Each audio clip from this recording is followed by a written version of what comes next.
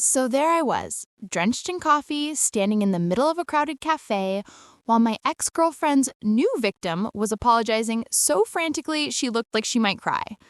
And the worst part, the absolute worst part, I was already falling for her.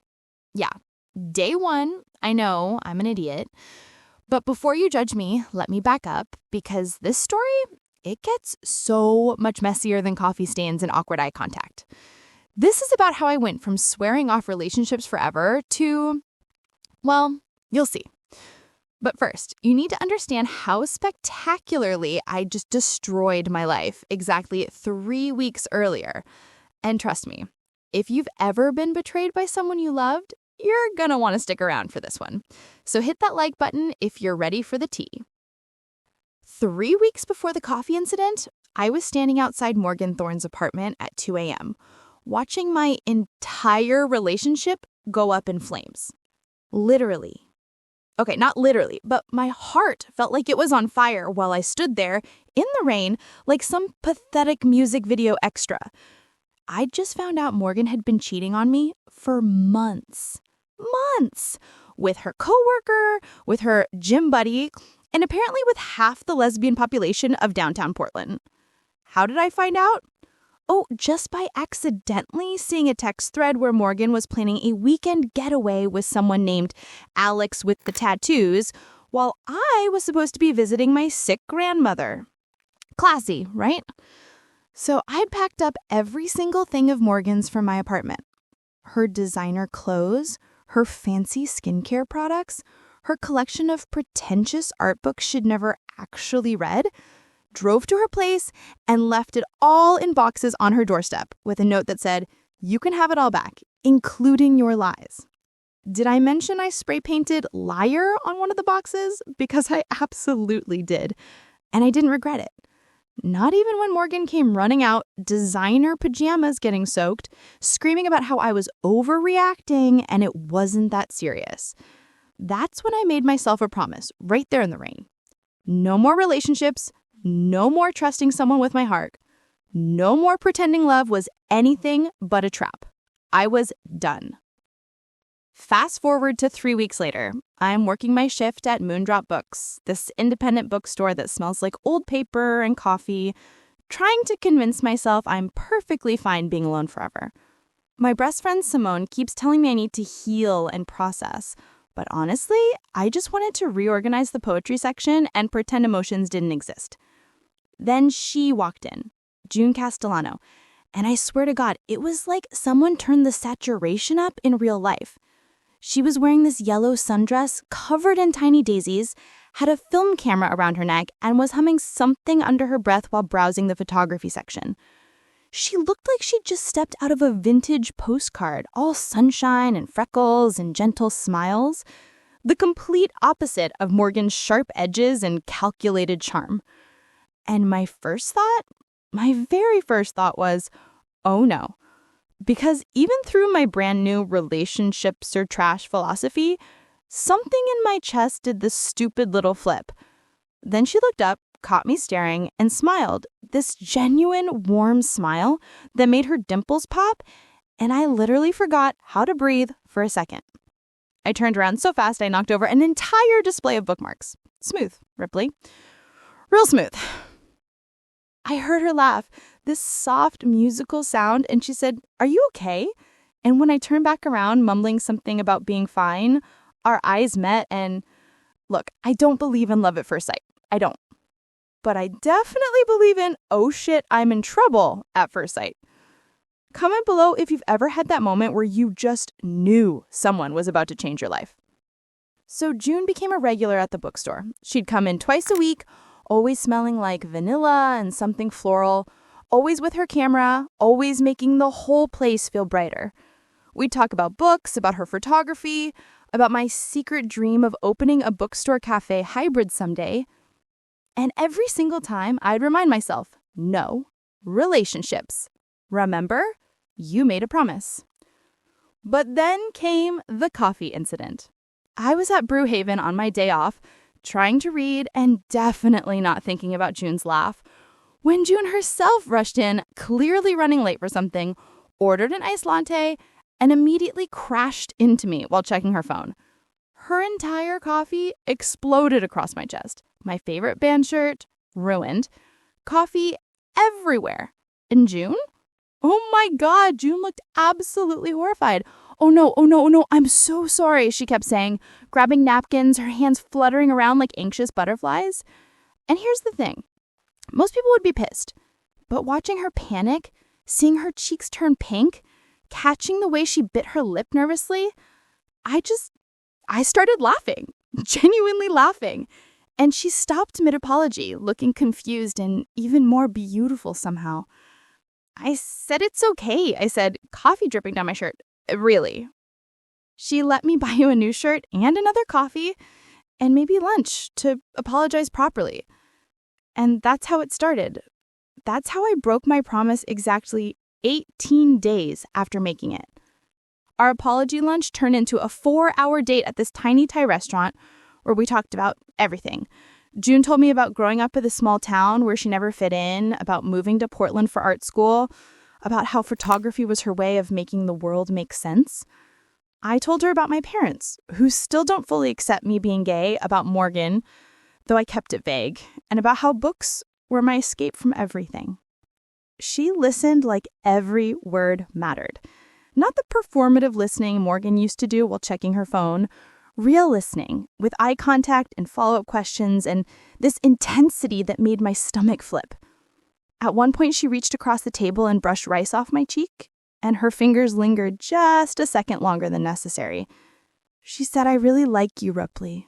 Softly, her hazel eyes meeting mine, and God help me, I said, "I really like you too." We walked through the city afterward, and she kept taking photos of street art, of pigeons, of the way light hit the buildings. Then she turned the camera towards me. "No way," I protested. But she just grinned and she said, "You're beautiful when you're not overthinking." Click. She took the photo. When she dropped me off at my apartment, we stood on her doorstep and the tension was thick. I could see her eyes flick down to my lips, could feel my own heart hammering. "Can I kiss you?" she whispered. And I nodded and she kissed me. Soft and sweet and perfect.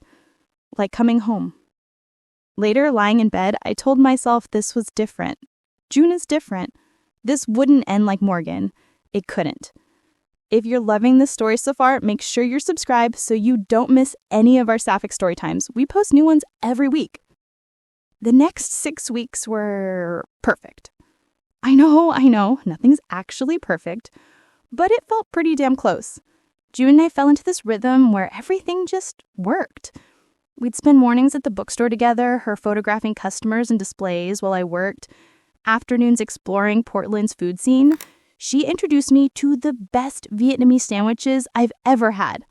Even evenings in my apartment or hers, cooking together, watching old movies, making out on the couch like teenagers. She'd leave little notes in the books I was reading. I'd surprise her with flowers that matched whatever dress she was wearing. My best friend Simone was thrilled, constantly saying, "I told you you'd heal." But here's the thing about perfect. It's terrifying when you've been burned before. Sometimes I'd catch myself waiting for the other shoe to drop, waiting for June to show her real self, waiting to find texts from other girls, waiting for the lies to start. But they never did. June was just June, genuine and kind and affectionate. She introduced me to her friends. She talked about future plans with me in them. She never made me guess how she felt. And slowly, very slowly, I started to believe this might actually be real. Then Morgan came back, because of course she did. I was closing up the bookstore on a Tuesday night when she walked in, looking like she'd stepped out of a magazine, platinum hair, perfect, designer coat, that practiced smile. "Ripley," she said like we were old friends. "We need to talk." My stomach dropped. "There's nothing to talk about, Morgan." "Please," she said, and suddenly there were tears in her ice blue eyes. Actual tears. "I made a mistake. The biggest mistake of my life. Losing you, it destroyed me. And here's the thing. 3 months ago, I would have melted. I would have believed her. But now I just felt tired and suspicious. You didn't seem destroyed when you were planning getaways with other women, I said flatly. I was running from how I felt about you, she claimed, stepping closer. I was scared of how much I loved you, but I've changed, Ripley. I've been in therapy. I've done the work. I just want a chance to prove I'm different now. Part of me wanted to laugh. The other part wanted to scream. But mostly, I just wanted her to leave. I'm seeing someone, I said. Someone who never made me feel like I wasn't enough. Morgan's tears stopped instantly. Her expression shifted, something cold flickering behind her eyes. June Castellano? She asked, and my blood turned to ice. How do you... She's cute, Morgan interrupted, her voice taking on this sweet, poisonous quality. Really cute. Those vintage dresses, that innocent smile. I can see the appeal. The way she said it made my skin crawl. Stay away from her, Morgan. Or what? Morgan stepped closer, her smile sharp now. I just think you should know what you're getting into, Ripley. June's not exactly who she pretends to be. And then she left, leaving me standing there with dread pooling in my stomach. Drop a comment if you've ever had an ex try to sabotage your new relationship, because this is about to get wild. I didn't tell June about Morgan's visit. I should have. God, I should have. But I didn't want to bring my toxic ex into our perfect thing, so I kept quiet. And I started noticing things, small things, weird things, like how June would sometimes get texts and her whole face would change before she hit her phone, how she was vague about her life before Portland, how she dodged questions about past relationships. Morgan's words kept echoing. June's not exactly who she pretends to be. One night, June and I were at my apartment, and her phone kept buzzing. She kept ignoring it, but I could see her getting tense. You can answer that. It's nothing, she insisted, but her voice was off. Then her phone buzzed again, and I saw the name on the screen before she could hide it. M. Thorne. My entire world tilted. Why is Morgan texting you? I asked, my voice deadly quiet. June's face went pale. I can explain. How do you even know Morgan? Ripley, how do you know my ex-girlfriend June? June's eyes filled with tears. She approached me, she said quickly, at a coffee shop weeks ago, before we were even together. She said she was your ex, that she wanted to apologize to you but didn't know how. She asked if I could help. And you didn't think to mention that? I cut her off, standing up. You've been talking to Morgan this whole time? Behind my back? Not like that. June stood too, reaching for me. I only responded a few times, telling her to leave you alone. I need you to leave, I said, my voice breaking. Ripley, please, get out. She left crying, and I spent the entire night wondering if Morgan had been right, if I'd been played. Again. The next morning, Morgan texted me. Can we meet? I have something to show you. I knew I shouldn't go. Every instinct screamed not to. But I went.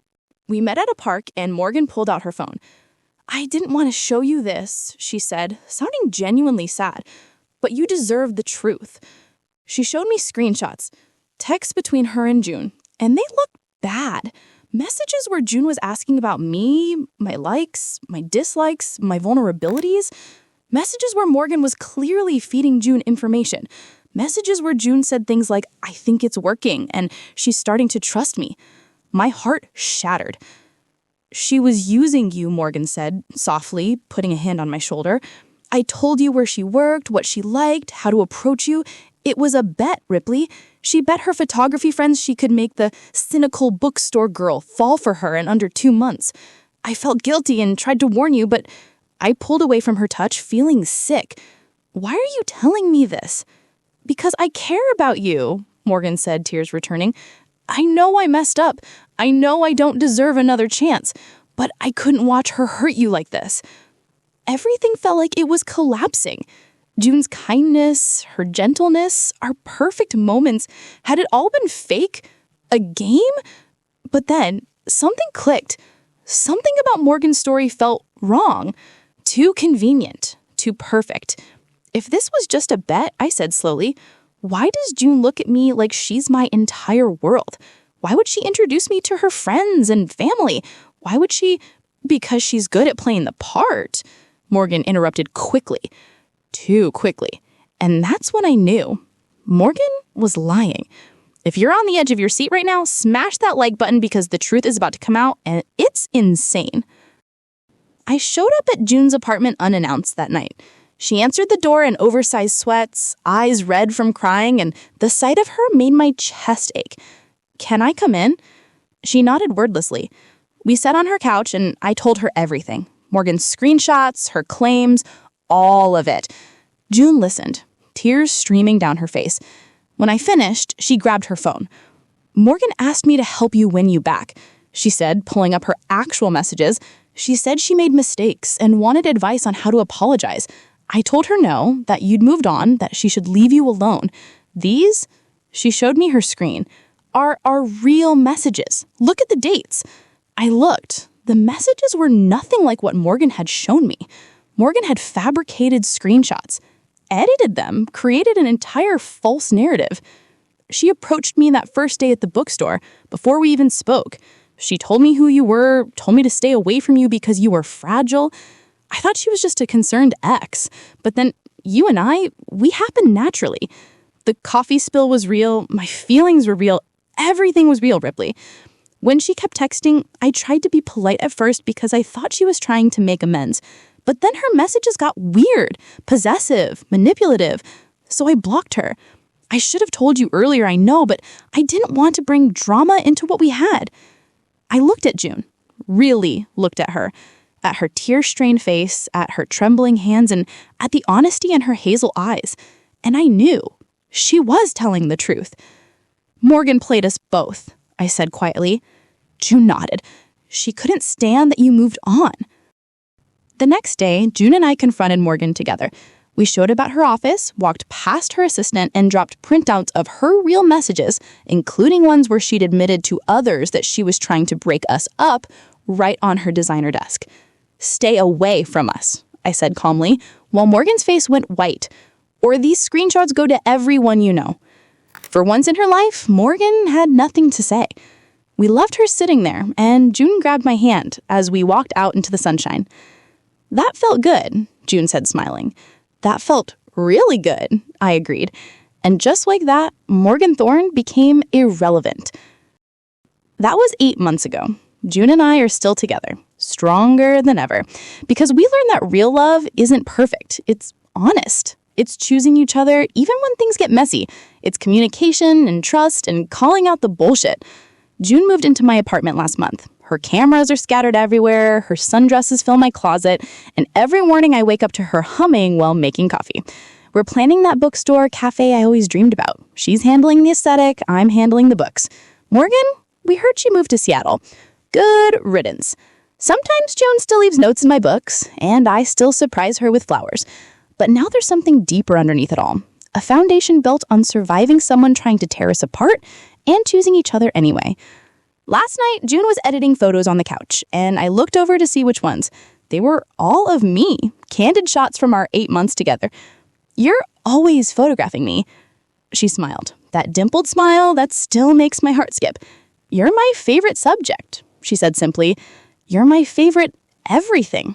And you know what? I believe in love again. Not the fairy tale kind, the real kind. The kind that survives coffee disasters and evil exes and trust issues and comes out stronger. So yeah, that's how a ruined band shirt and a manipulative ex led me to the love of my life. Turns out, sometimes the best things come from the worst coffee spills. If this story's hit you right in the feels, make sure to like this video, subscribe for more Sapphic Storytimes, and drop a comment telling me about your coffee shop meet cute or your toxic ex horror story. Trust me, I want to hear all the tea. Okay, I'll see you gorgeous people in the next one. Stay gay, stay chaotic, and remember the best revenge is living your best life with someone who actually deserves you. Peace.